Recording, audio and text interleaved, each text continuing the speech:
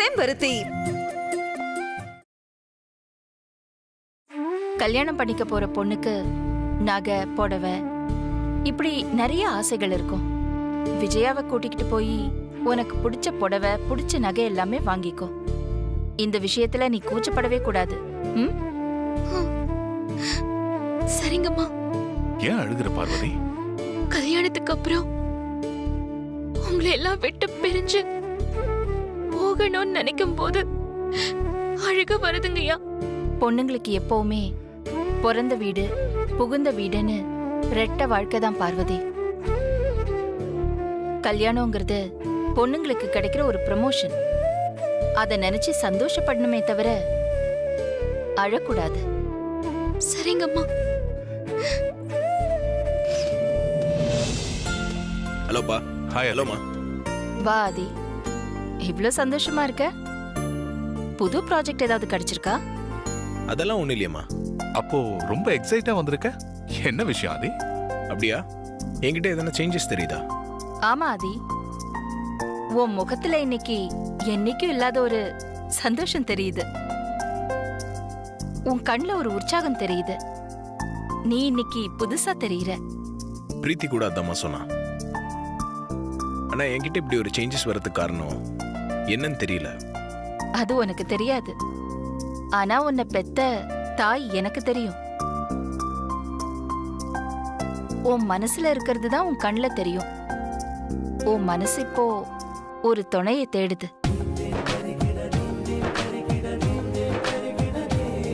இனி நம்ம duty start ஆயிடுச்சுங்க. ஆதித்யாவோட கைய பிடிக்க போற அந்த அதிர்ஷ்ட தேவதைய நம்ம தேடி கண்டுபிடிக்கணும். இந்த ஊரு, இந்த ஸ்டேட்டு, இந்த கண்ட்ரி, இந்த உலகத்துல எந்த மூலையில இருந்தாலும் தேடி கொண்டு வந்துருவோம்.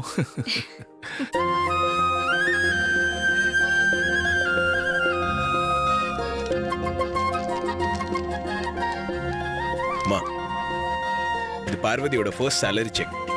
நீங்க உங்க கையாலே அவகிட்ட கொடுத்துருங்க.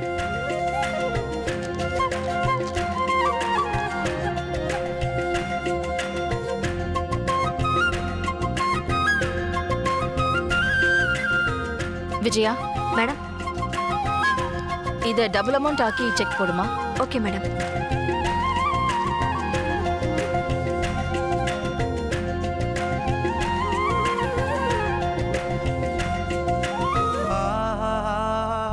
இந்தாங்க. சைன் பண்ணாதி.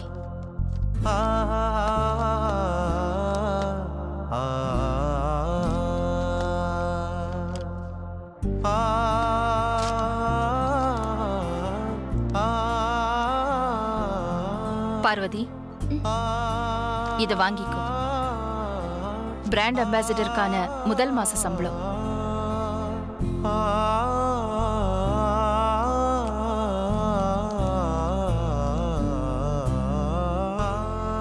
உன் சம்பளம் எவ்வளவுன்னு தெரியுமா?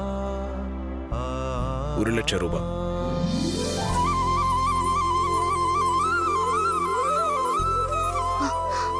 பெரியா, நீங்க அன்னைக்கு 50,000 ரூபாய் தானே சொன்னீங்க? நான் 50,000 தான் சொன்னேன். ஆனா அம்மா உனக்கு 1,00,000 ரூபாய் ஃபிக்ஸ் பண்ணியிருக்காங்க. சந்தோஷம் தானே?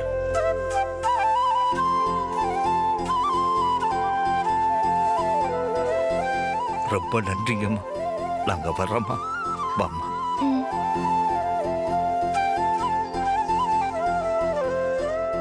ஓகேம்மா, நான் போய் ஃப்ரெஷ் ஆயிட்டு வந்துடுறேன்.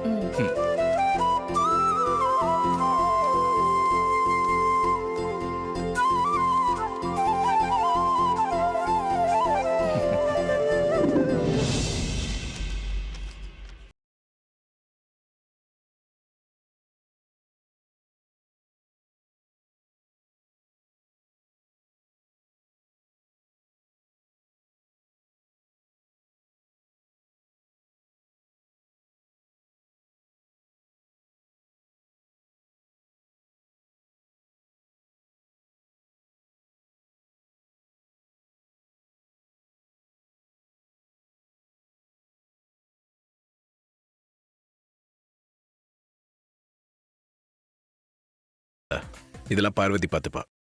உங்களுக்காக நானே ஆசாசையா காஃபி போட்டு கொண்டு வந்தேன் மாமா.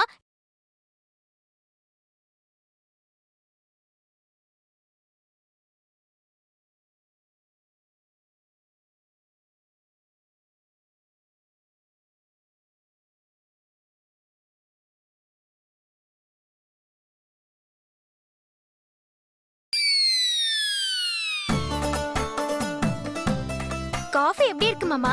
சூப்பரா இருக்கா? நீ சாப்பிட்டு ரெஸ்ட் எடுக்கலாம்ல, என்னையே இப்படி கஷ்டப்படுத்துற. இது காஃபியா டீயான்னு தெரியல, ஏதோ சூடா இருக்கிற ஒண்ணு. ஐயோ மாமா, இது கூடவா உங்களுக்கு தெரியல? காஃபி மாமா, அதுவும் ஸ்ட்ராங் காஃபி. ம், பெரியய்யா, வா பார்வதி. நானே கிச்சன் கால் பண்ணி உன்னை ஒரு காஃபி எடுத்துட்டு வர சொல்லலாம்னு நினைச்சேன், நீ எடுத்துட்டு வந்துட்ட. மாமா, அப்ப ஏன் காஃபி நல்லா இல்லையா? கொஞ்சம் புடியேன். திருப்பி கொடுத்துட்டேன்ல, அப்பவே புரிஞ்சுக்கணும்.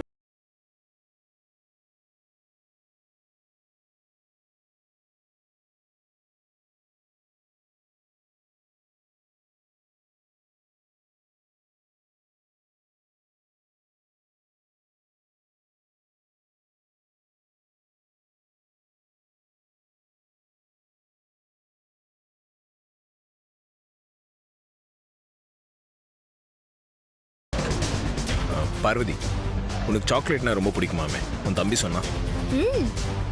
பிடிக்கும் பெரியய்யா. சின்ன குட்டி சாக்லேட்டை விட நீளமா இருக்கிற பெரிய சாக்லேட் தான் ரொம்ப பிடிக்கும். இந்த சாக்லேட் தானே? ஆமா பெரியய்யா. இந்தா. வேணா பெரியய்யா, நீங்க சாப்பிடுங்க. நான் உனக்காக தான் வாங்கிட்டு வந்தேன், வாங்கிக்கோ.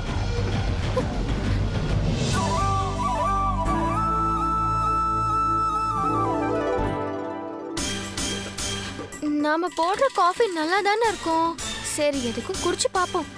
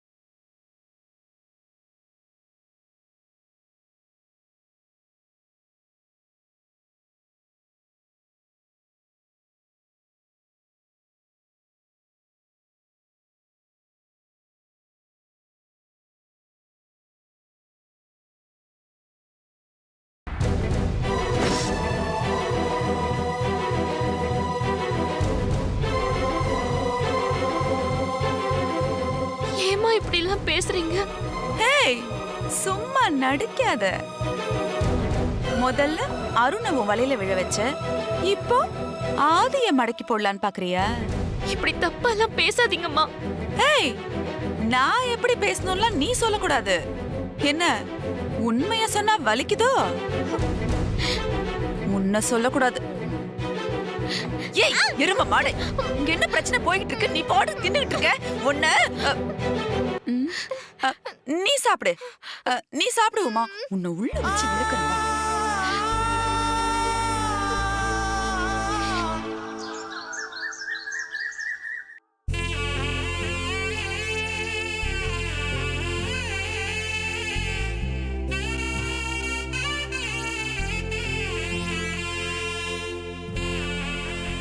ஜாதகனுக்கு கல்யாண யோகம் வந்தாச்சு.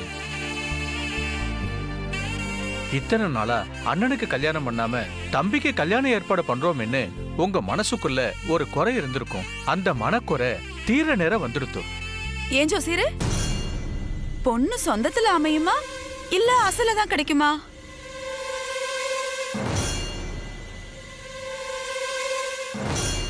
பொண்ணு சொந்தமா அந்நியமாங்கிறது முக்கியம் இல்ல ஜோசியரே.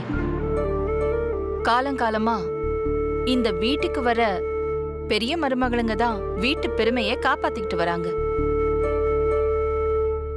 என் கூட சம்பந்தம் வச்சுக்கிறதுக்கு எத்தனையோ மில்லியனர்ஸ் கியூல நிக்கிறாங்க. ஆனா எனக்கு வரப்போற மருமக தனலட்சுமியா மட்டும் இருந்தா போதாது, மகாலட்சுமியாவும் இருக்கணும். கஷ்டம் நஷ்டம் எதா இருந்தாலும் என் பையனுக்கு நம்பிக்கை கொடுக்கிற தைரிய லட்சுமியா இருக்கணும். நீங்க நினைக்கிற மாதிரியும் பூமாதேவி மாதிரி பொறுமையான பொண்ணும் தான் இந்த ஜாதகனுக்கு மனைவியா வரப்போறா.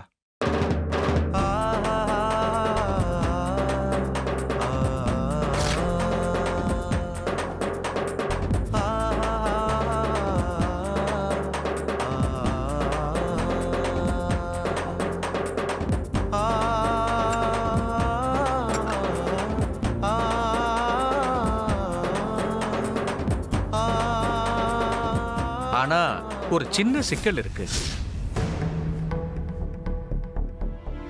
சிக்கலா? என்ன சிக்கல் ஜோஷியரே? நீங்க பயப்படுற மாதிரி பெரிய சிக்கல் ஒண்ணும் கிடையாது. ஜாதகனுக்கு கோயில்ல வச்சு நவகிரக பூஜை பண்ணிட்டு அப்புறம் நீங்க பொண்ணு பார்க்க ஆரம்பிச்சேன்னா எல்லாம் சுபமா முடியும். அவ்வளவுதானே? நாளைக்கே நான் பூஜைக்கு ஏற்பாடு பண்றேன். ஓஹோ. காஃபி சாப்பிடுங்க. ஆ, மேடம், ஆடிட்டர் கால் பண்றாரு. ஹலோ. ஓ அப்படியா? சரி, நான் உடனே கிளம்பி வரேன். ஜோசியரே, அம்மா. அவ்வளவுதானே? ஆமா, வேற எதுவும் இல்லல? எல்லாம் நன்னா இருக்குமா. வேற எந்த பிரச்சனையும் இல்ல. எல்லாம் நன்னா நடக்கும். சரி. என்னங்க, ஒரு அர்ஜென்ட்டான விஷயம். ம். நான் உடனே கிளம்பணும். நீ கிளம்பாக்கிலா, நான் ஒரு அனுப்பி வைக்கிறேன். சரிங்க விஜயா. Yes ma'am.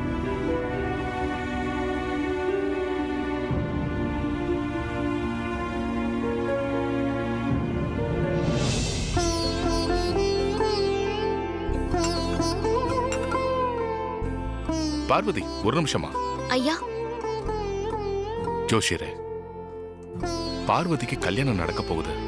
அவ ஜாதகத்தையும் கொஞ்சம் பார்த்து சொல்லுங்களேன். பார்த்துட்டா போறது. ஜாதகம் இருக்காமா? எங்க அப்பாவை தான் கேட்கணும். பரவாயில்ல, ஒரு ராசி நட்சத்திரமாவது சொல்லு. ஆ, அது தெரியும்.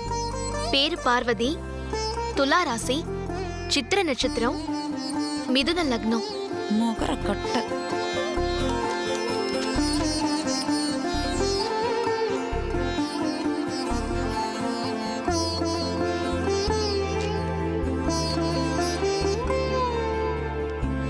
இந்த பொண்ணு கல்யாணத்திலயும் ஒரு சிக்கல் வரும். அதனால இந்த பொண்ணுக்கும் கோவில்ல வச்சு ஒரு நவகிரக பூஜை பண்ணிட்டேன்னா நல்லது. அவ்வளவுதானே? நாளைக்கு ஆதிக்கு பண்ணும்போது பார்வதிக்கு சேர்த்து பண்ணிட்டா போச்சு. அப்படியே பண்ணிடுங்க. எல்லாம் நல்லபடியா நடக்கும். சரிங்க ஐயா, நான் உத்தரவு வாங்கிக்கிறேயா. இந்தாங்க ஜோஷியர். ரொம்ப சந்தோஷம். போயிட்டு வா. வரேன்.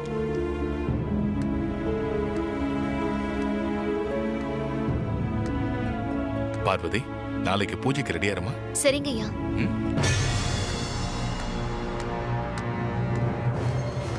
சமையல்காரிக்கு ஜாதகம் பார்த்து பூஜை.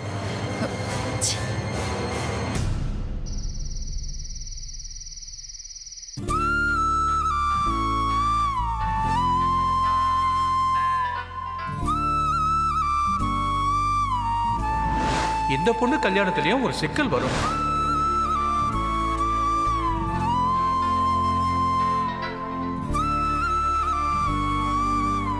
அம்மா பார்வதி,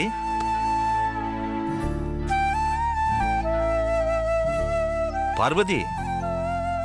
அக்கா. அப்பா, வந்துட்டீங்களா?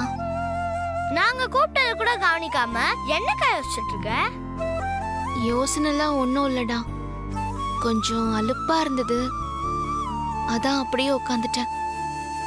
அப்பா வந்ததை கூட கவனிக்கல. வாங்கப்பா சாப்பிடலாம். நில்லுமா. உன்னை பத்தி எனக்கு நல்லா தெரியும். எவ்வளவு வேலை இருந்தாலும் கொஞ்சம் கூட சலிக்காம முகத்தை சுளிக்காம செஞ்சு முடிக்கிற பொண்ணு நீ. அப்படிப்பட்ட நீ அலுப்பா உனக்கு இருந்தது, அதான் நான் வந்ததை கூட கவனிக்காம உட்கார்ந்துகிட்டு இருந்தேன்னு சொல்றத என்னால ஏத்துக்க முடியலம்மா. உன் மனசுக்குள்ள என்ன இருந்தாலும் அதை மறைக்காம இந்த அப்பா கிட்ட சொல்லுமா. அப்பா, என் மனசுக்குள்ள எதுவும் இல்லப்பா. நான் எப்பவும் போலதான் இருக்கேன். நீங்க ஏன் இப்ப இப்படிலாம் பேசுறீங்க? இல்லம்மா, நீ கல்யாண பொண்ணு. உன் முகத்துல அந்த சந்தோஷம், அந்த கல்யாண கலை எதுவும் இல்லையேம்மா. உனக்கு இந்த கல்யாணத்துல விருப்பம் இல்லையா? இல்ல இந்த மாப்பிள்ளைய பிடிக்கலையா? எதுவா இருந்தாலும் அப்பா கிட்ட மறைக்காம சொல்லுமா. அப்படிலாம் எதுவும் என் மனசுல இல்லப்பா. நீங்க எதுக்கு வீணா இப்படி மனசை போட்டு குழப்பிக்கிறீங்க? அப்ப சத்தியம் பண்ணி சொல்லு. நீ சத்தியம் பண்ணி சொன்னாதான் என் மனசுக்கு நிம்மதி கிடைக்கும்.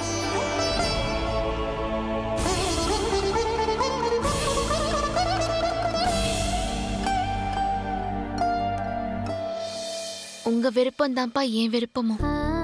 இதே மாப்பிள்ளைய கல்யாணம் பண்ணிக்கிட்டு அவர் கூட சந்தோஷமா குடும்பம் நடத்துவேன். போதுமா?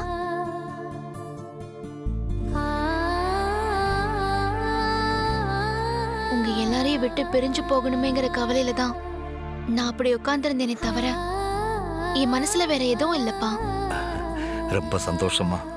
அம்மாடி, ஓ அம்மாவும் சரி, ஏன் அம்மாவும் சரி, ஏன் எல்லா பொண்ணுங்களுமே பிறந்த வீட்டை விட்டு புகுந்த வீட்டுக்கு போய் வாழ்க்கையை ஆரம்பிச்சவங்க தாமா. ஆரம்பத்துல கொஞ்ச நாளைக்கு இப்படித்தான் இருக்கும். அப்புறம் போக போக உன் புருஷனை கவனிச்சுக்கிறதுலையும் குடும்பத்தை கவனிச்சுக்கிறதுலையும் எல்லாமே சரியா போயிடும். நான் உன் வீட்டுக்கு வந்து திருவிழாவுக்கு வீட்டுக்கு வாமான்னு கூப்பிட்டா கூட உனக்கு வர்றதுக்கு நேரம் இருக்குமோ என்னவோ. சரிம்மா, நீ எல்லாத்தையும் எடுத்து வை. நான் போய் கைகால் முகத்தை கழுவிட்டு வந்துடுறேன். அக்கா வா ஒரு நிமிஷம். என்னடா? உண்மையாலே இப்போ உனக்கு பார்த்துருக்கிற மாப்பிள்ளைய பிடிச்சிருக்கா? ஏன்டா அப்படி கேக்குற? எனக்கு என்னமோ இந்த மாப்பிள்ளைய விட பெரிய ஐயா தான் உனக்கு பொருத்தமான ஜோடின்னு நினைக்கிறேன். டேய், பெரியய்யா நமக்கு சாமி மாதிரி. இந்த மாதிரி பேசிட்டு இருந்த அப்புறம் சாமி கண்ணை குத்திரும். இந்த பாருக்கா, நான் ஒன்றும் விளையாட்டுக்கெல்லாம் சொல்லலக்கா. நான் சொல்றத கொஞ்சம் யோசிச்சு பாரு. உன் அம்மாவுக்கு சுத்தமா பிடிக்காது. இருந்தாலும் அம்மா கிட்ட சொல்லி உன்னை வேலைக்கு சேர்த்து விட்டது யாரு? பெரியய்யா தானே? ஆமா. அதே மாதிரி உன்னை போட்டியிலையும் கலந்துக்க வச்சு அம்மா கையால உன் தலையில கிரீட சூட வச்சது யாரு? என்னடா கேள்வி இது? அதுவும் பெரியய்யா தான். உனக்கு செம்பருத்தி பூனா ரொம்ப பிடிக்கும்ல? பிடிக்கிறது மட்டும் இல்ல, செம்பருத்தி தான் எனக்கு உயிர். அதே மாதிரி பெரியய்யாக்கும் செம்பருத்தி பூனா ரொம்ப பிடிக்கும். இது எல்லாத்தையும் கூட்டி கழிச்சு பார்த்தா பெரிய மனசுல நீ இருக்கணும்க்கா. டேய், விளையாட்டுக்கு கூட நீ இப்படிலாம் சொல்லாத. அப்புறம் தம்பின்னு கூட பார்க்க மாட்டேன், தோலை உரிச்சிருவேன்.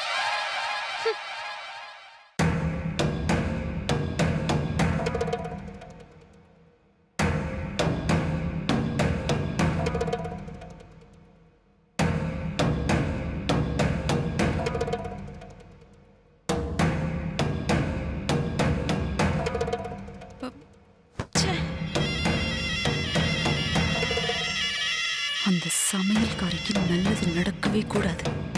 நான் நடக்கவும் விடமாட்டேன். ஏதாவது செஞ்சு அவளை இந்த நவகிரக பூஜை பண்ண விடாம தடுக்கணும். என்ன பண்றது? அத்தை, என்னடி வர வர அந்த சமையல்காரி பார்வதி என்ன கொஞ்சம் கூட மதிக்க மாட்டா அத்தை. என்ன அந்த சமையல்காரி உன்கிட்ட திமிரா நடந்துட்டாளா? ஆமா அத்தை, நான் ஆம்லெட் கேட்டதுக்கு போட்டு தர மாட்டேங்கிறான். ஏதோ விரதம் இருக்காளா, நவகிரக பூஜைக்கு போகணுமா, அப்படி இப்படின்னு காரணம் சொல்றா அத்தை.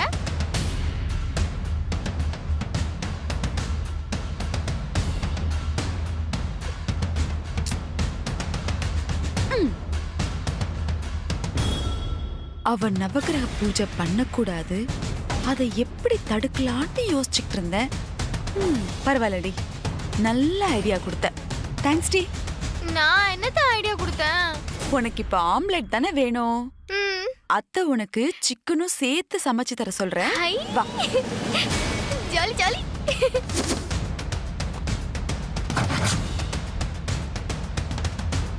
ஏய் நில்லு. அம்மா என்னடி அகில் அக்கா ரத்தம் கொஞ்சம் உன் உடம்புல ஓடுறதுனால உனக்கும் திமிர் ஏறி போச்சா? அம்மா இல்ல நீதான் இந்த வீட்டுக்கு எஜமானின்னு நினைச்சிட்டு இருக்கியா? ஐயோ அப்படி இல்ல ஒண்ணும் இல்லம்மா. ஏய் நிறுத்துடி. இந்த முகத்தை அப்படியே அப்பாவி மாதிரி வச்சுக்கிட்டு உன் காரியத்தை சாதிக்கிற வேலையெல்லாம் என்கிட்ட வச்சுக்காத. உன் நடிப்பை எல்லாம் வேற எங்கேயாவது போய் காட்டு. ஆமா உமா ஆம்லெட் கேட்டதுக்கு போட்டு தர முடியாதுன்னு சொன்னியாமே. அப்படி சொல்லலம்மா. நான் இன்னைக்கு விரதம் நவக்கிரக பூஜை பண்றதுக்கு கோவிலுக்கு போனோம். அதனால அசைவம் சமைக்க கூடாதுன்னு சொன்னேன். ஏய்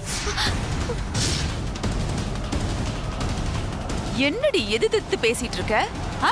நீ ஒருத்தி மட்டும்தான் அதிசயமா விரதம் இருக்கியோ? மாலை போட்டவங்க எல்லாம் சாராய கடையிலயும் மிலிட்டரி ஹோட்டல்லயும் வேலை செய்யறது இல்லையா? நீ சமையல்காரி தானே? செய்யும் தொழில் தான் தெய்வம். போ போய் அடுப்பு தொட்டு கும்பிட்டுட்டு நான் கேட்ட மாதிரி ஆம்லெட்டும் சிக்கனும் செஞ்சு எடுத்துட்டு வா.